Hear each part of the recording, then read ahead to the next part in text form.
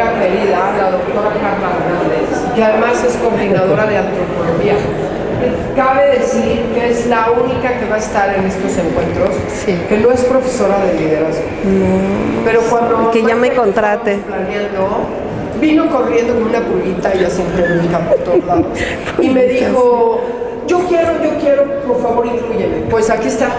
Además va a hablar de un tema que nadie ha hablado, todos hemos hablado de ser feliz y pasaba bien, y Carla va a hablar de las perversiones del liderazgo. Entonces, sí. Bienvenida, Carlita. Gracias. Ay, muchas gracias. Sí, soy la colada y la verdad es que sí, tal cual como lo dijo Telma, como una pulguita levanté la mano y le dije, ay, porfa, ¿me podrías aceptar? Es más, ojalá y me contrate pronto para su liderazgo, no lo sé. Pero bueno, efectivamente, pues voy a hablar un poquito que desentona, espero que no tanto, sobre... a mí me interesa mucho el tema del mal, ¿no? Del mal, pero no lo voy a hablar como en términos de que si el hombre es malo por naturaleza, si nos construimos como malos, no, sino que llevado, porque para mí el mal tiene como varios rostros, y uno de esos rostros es el mal político. O sea, para mí me comenzó a inquietar esto desde que estaba estudiando la maestría y lo continué en el doctorado. ¿Cómo le podemos llamar a eso cuando te hace sentir como cierta impotencia y crees que no puedes hacer nada sobre las decisiones que se toman en tu país, en tu sociedad, etcétera? Entonces, cuando Telma me dijo del título de pues de todo este evento en el museo y que tenía las palabras construir, futuros, incluso lo puso en plural, futuros participativos, libres de violencia, dije, ay, porfa, invítame. No sé qué vaya a decir, pero me interesa, pero sobre todo escucharlos, ¿no? Y afortunadamente desde la vez pasada he tenido pues la oportunidad de escuchar a algunos de sus profesores. La verdad es que soy como fan de su claustro.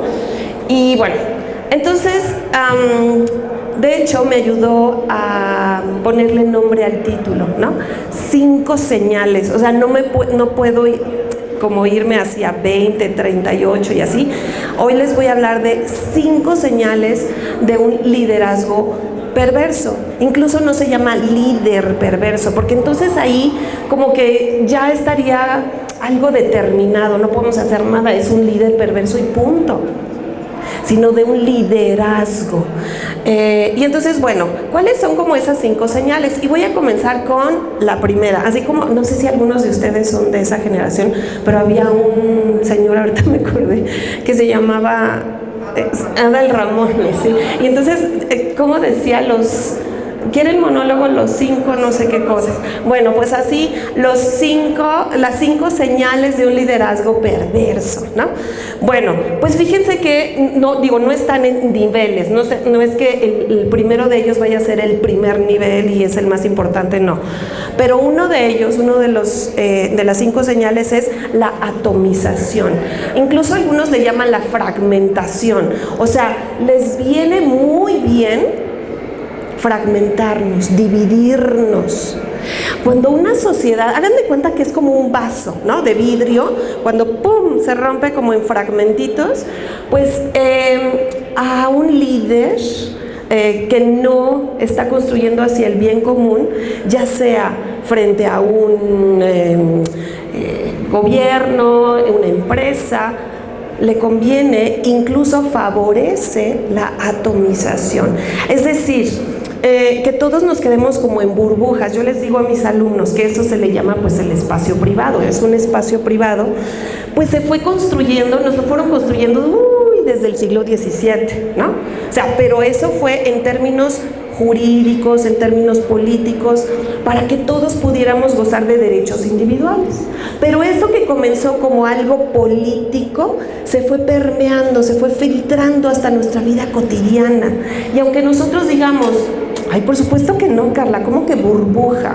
Sí, porque todos estamos en un contexto que favorece la individualización, ¿no? O sea, por ejemplo, su teléfono celular. No sé si ustedes lo compartan con alguien, supongo que no. Incluso cuando se les pierde el celular de vista, como que dicen, híjole, pero más allá del valor de el artefacto tecnológico, son los chats que ustedes tienen, así de, oh my God, a ver si no lo ve mi mamá, o a ver si no lo ve, sí, porque ahí tenemos cuestiones bien privadas de lo que estamos nosotros conversando. Entonces, bueno, se favorece como esta, les decía yo, como este contexto individualizado, pero que en términos radicales se le llama como una fragmentación. Entonces, al líder, con un, valga la redundancia, un liderazgo perverso, le conviene y viene bien que estemos fragmentados, que estemos divididos, que nos atomicemos, y por eso le llaman algunos autores atomización, y por eso yo le llamo burbuja, porque somos como átomos y todo lo importante pasa adentro de esa esfera privada, no afuera, no en el espacio donde compartimos con los otros. Entonces, una de esas señales es la atomización. La otra señal es, por ejemplo, la noción de poder, que fíjense que, y ahí voy a compartir como quién es como mi autora de cabecera, ¿no? Quienes me conozcan, pues yo soy muy fan de una filósofa que incluso en muchas de las historias de la filosofía no se encuentra, pero que se llama Hannah Arendt, ¿no? Bueno, ella dice que no es lo mismo hablar de poder que de poderío. Entonces, alguien con un liderazgo perverso hace uso del poderío. ¿Cuál es como esta diferencia? Que quienes utilizan el poder como poderío tratan de aplastar, tratan de concentrar el poder nada más en unos cuantos, siendo que si de verdad estuvieran preocupados por el bien común, entonces el poder de alguna forma repartirían un cachito, aunque ellos administraran gran parte del poder, pero todos tendríamos la posibilidad y no nos sentiríamos con impotencia, es decir, sin poder. Entonces se concentra todo el poder solamente en unos cuantos. Bueno, entonces, por una parte tenemos la fragmentación, por otra parte tenemos la concentración del poder. Y luego, por otra parte, perdón, pero aquí traigo mi acordeón, la actitud de sospecha, de desconfianza, ¿sí? También le viene muy bien a alguien con un liderazgo perverso que, fíjense, si todos estamos retraídos en una esfera privada, en esa burbuja, en este átomo, pues entonces también esto favorece la actitud de desconfianza, no solamente para el que está en la silla, ¿no?, en el poder, sino también entre nosotros, entre las burbujas, entre los átomos. Entonces ahí es donde también le favorece este liderazgo perverso, ¿no? La actitud de que no hay incluso lazos afectivos. ¿Por qué?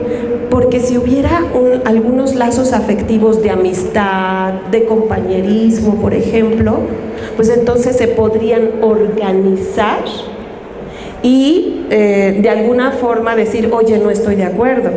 Pero cada burbuja se siente con impotencia, es decir, sin poder, sin la posibilidad de decir, no estoy de acuerdo. Entonces llevamos por una parte la fragmentación o la atomización, llevamos también el poderío, ¿no? El poder entendido como poderío, por otra parte la actitud de sospecha, de desconfianza, y fíjense que también va a ser, algunos le llaman, ya el cuarto, la propaganda o la difusión de ciertas ideas que vienen desde arriba, es decir, de quien esté instalado en el poder, y entonces comienza a utilizar como cierto lenguaje hacia quienes le están estorbando o quienes siente, por ejemplo, que podrían ser como parte de la resistencia, ¿no? Entonces se utiliza un cierto lenguaje y no sé si ustedes han ido, que queda más o menos por aquí cerca, bueno, más o menos, el Museo de la Memoria y la Tolerancia. Al menos los 6 genocidios que se dieron en el siglo XX, fíjense que en una de las primeras fases de lo que puede ser un movimiento totalitario, es muy característico el lenguaje. Hay algunas palabras que comienzan a no tener contenido, es decir, significado, que deberían de tener. Por ejemplo, el de inocencia, la de culpabilidad. Eres inocente solamente por estar dentro del poder, por ser quien eres. No importan tus actos, no importa lo que hagas o dejes de hacer. Eres culpable solamente por ser quien eres. Entonces, palabras, el lenguaje es muy importante. Fíjense, en esas primeras fases de un movimiento totalitario se les comienza a dar como cierto nombre a las minorías. Se les ha dicho, por ejemplo, cucarachas, se les ha dicho ratas, en fin. ¿Por qué? Porque si comienzas a cosificar a la persona, si comienzas a darle un nombre que no te remita a la noción de un ser humano, de una persona, te es más fácil discriminarlo, te es más fácil no levantar la mano y decir, oye, no, pero no es justo lo que le hacen a él. Entonces, por eso es que digo, el lenguaje es bien importante. Incluso la noción de amistad también comienza a quedarse hueca. ¿Por qué? Porque ¿cómo puede ser posible que una de las señales que yo les dije, que es la desconfianza y la sospecha, cómo puede ser que yo desconfíe de mi amigo o de mi amiga? Entonces no estamos hablando de una amistad. Por eso es que comienza, como les decía yo, las palabras comienzan a no tener el significado real. Y no solo eso, en esta cuestión de la propaganda, de la señal número 4, hasta los colores que utilicen.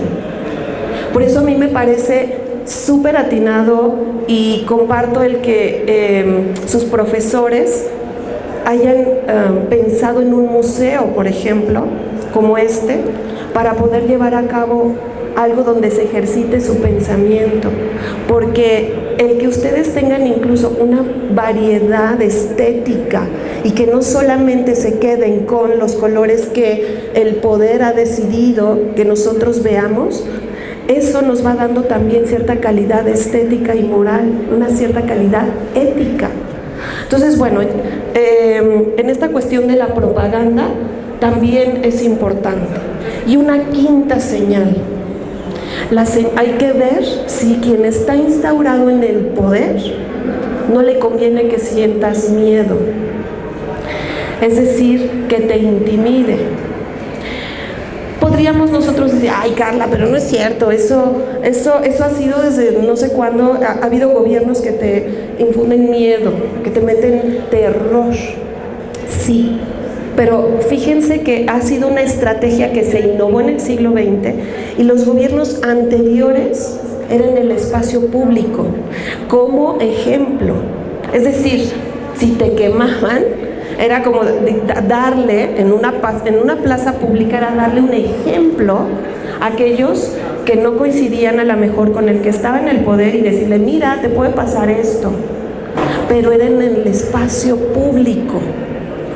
Ahora, a partir del siglo XX, si se filtra el miedo hasta tu esfera privada, ese átomo del que les hablaba, y regresamos a la primera señal, si se mete, se filtra hasta tu átomo, hasta tu burbuja, es que ahí aguas, porque se puede estar gestando un movimiento totalitario, un liderazgo perverso.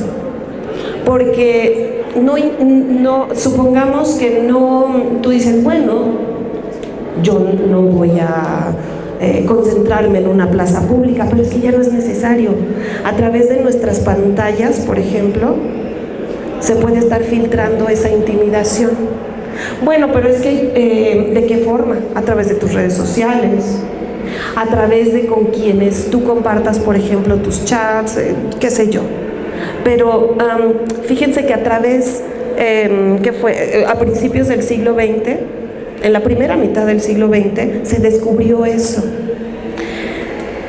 que en lugar de solamente concentrar, que claro que es significativo y es simbólico, cuando tú concentras a las masas en una plaza pública, pero se dieron cuenta que regalando radios podían llegar a más gente e intimidarla, ya sea o porque compartes la ideología y decir, ay, qué bueno que yo sí entro dentro de los que están en el poder, o incluso como aquello que tú dices, híjole, chin, entonces yo estoy representando aquello que como un enemigo objetivo solamente por el simple hecho de ser quien eres. ¿Por qué me di a la tarea como de pues primero levantar la mano y decirle, Telma, ¿me podrías considerar? Porque sí es una inquietud que tengo, incluso este es un año de elecciones y que también, fíjense que Telma tiene esta preocupación de si es que yo quiero hacer algo que tenga que ver también con esta cuestión de que los jóvenes tienen que participar. Porque dentro de estas 5 señales, si nosotros somos apáticos, pues entonces, y decimos, ay, bueno, pero finalmente, pues alguien más votará. Sí, pero el que tú no lo hagas, o el que decidan por ti, de todas formas ya estás fomentando de alguna manera el que se geste ahí algo y que tú también tendrías la responsabilidad. Entonces, por eso es que me di a la tarea, pues, como de concentrar en estas 5 señales aquello que de alguna forma se ha visto desde el siglo pasado, que se ha repetido en escenarios más o menos similares. Y fíjense, porque hace rato decía Telma, y es la coordinadora de antropología, bueno, esto que tiene que ver también con mi materia o con aquellas preocupaciones propias de lo que yo pues trabajo de alguna manera cotidiana, ¿no? Cada semana, porque, y ya con esto concluyo, yo a mis alumnos les pongo, no sé si ustedes se acuerden de un personaje de la película de Shrek, que es una galleta, se llama jengibre, no sé si, bueno, aunque no hayan visto la película, sí han visto cómo se hacen las galletas. Tienes la masa y entonces tú debes de tener un molde para que todas salgan igualitas, ¿sí? Bueno, y les hablaba yo de jengibre porque es un muñeco, ¿no? De galleta que se llama jengibre. Y para hacer a jengibre igualito a todas las demás galletas, pues se necesita un mismo molde. Bueno, ese molde, ¿sí?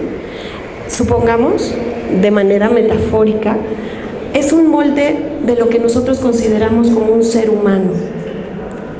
Y si un líder se instaura con efectivamente, si alguien frente a una empresa, frente a un país, hay alguien instaurado con un liderazgo perverso y tiene un molde como el de jengibre, de ser humano, y que diga, quien no entre aquí puede ser discriminado, puede ser perseguido e incluso eliminado. Por eso es que es bien importante que nosotros estemos, que ustedes estén con las antenas paradas de qué noción de persona, de ciudadano, de individuo está al interior de un proyecto político. Hay que estar con las antenas paradas ahora que vienen, por ejemplo, las campañas, ¿no? Las campañas de nuestros candidatos, de nuestros futuros y futuras candidatas, ¿qué noción de persona están manejando? Porque precisamente ahí va a estar también la clave de quiénes entran y quiénes no. Y en ese sentido es que, por eso es que podríamos nosotros decir, ay, bueno, Carla, pero ya tenemos afortunadamente, estamos familiarizados con ya nuestros derechos fundamentales, nuestros derechos humanos. Pues el siglo pasado ya teníamos al menos 2 siglos con tratados internacionales, con constituciones. ¿Y por qué en el 2017 comenzó a ponerse de moda un librito, fíjense, que se llama Orígenes del Totalitarismo? Si ustedes googlean, ¿no? Trump, Arendt, les van a salir un montón de artículos, porque aunque haya sido una pensadora del siglo pasado, es decir, del siglo XX, se pusieron a pensar, con escenas donde veíamos a niños en jaula que eran hijos de migrantes, y decíamos, híjole, pues comenzaron a revisar, se comenzó a poner de moda otra vez ese libro, Orígenes del Totalitarismo. ¿Qué es lo que puede originar? ¿Qué es lo que puede gestar otra vez un liderazgo donde pudiera instaurarse un gobierno totalitario? Y entonces se dieron, están entre esas lo que yo extraje como 5 señales de un liderazgo perverso, porque claro, había una preocupación sobre si podría estarse gestando algo, y podríamos tener escenarios como nuevas versiones de lo que sucedió el siglo pasado. ¿Por qué? Porque dentro de ese molde de galleta del que yo les hablo, que es la noción de ser humano, no entran los migrantes. Habría que ver en nuestro país cuáles son esas minorías que no entran dentro de este molde y que pueden ser discriminadas, o incluso en nuestro espacio de trabajo, o en, yo qué sé, habría que verlo, porque entonces ahí es donde nosotros también tendríamos que estar haciendo algo. Y bueno, entonces, pues eso es lo que yo les quise compartir a propósito de estas 5 señales de un liderazgo perverso. Y no los voy a dejar como, híjole, y entonces ahora hay esperanza, y para eso tienen que escuchar a Mapi, porque ella nos va a dar esperanza con su participación.